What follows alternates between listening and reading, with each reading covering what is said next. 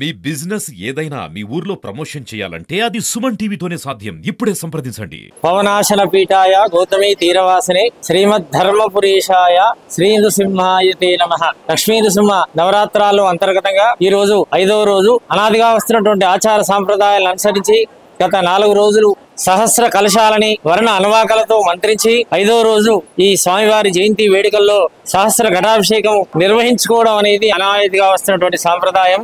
అటు సాంప్రదాయాన్ని అనుసరించి ఈ రోజు లక్ష్మీ నృసింహ స్వామి వారి జయంతి వేడుకల్లో సహస్ర ఘటాభిషేకం నిర్వహించుకోవడం జరిగింది. రేపటి రోజున చందనోత్సవ కార్యక్రమం 2 కళ్ళు చాలవు. మనకు రాష్ట్రము, దేశము, దేశ ప్రజలు సదా చల్లగా ఉండాలని చెప్పేసి సత్సంకల్పించి లోక కళ్యాణం కొరకై భక్తుల యొక్క సహాయ సహకారాలతో చక్కటి సుగంధమైనటువంటి గంధాన్ని తెప్పించి చందనోత్సవ కార్యక్రమాన్ని నిర్వహించుకున్నాము. అదేవిధంగా మరుసటి రోజున తులసి ఉత్సవము, అన్నకూటోత్సవము, వసంతోత్సవ, పల్లవోత్సవ, నానావిధ రస ఫలోత్సవాలు, అదేవిధంగా తేదీ 21 రోజున అత్యంత వైభవపేతంగా కనుల పండుగ ఉదయము సాయంకాలం స్వామివారి జయంతి వేడుకలు నిర్వహించుకున్నాము.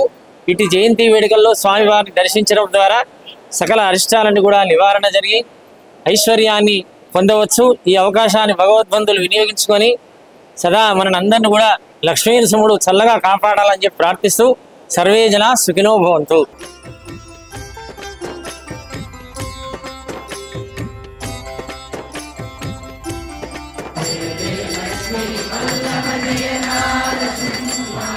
Hare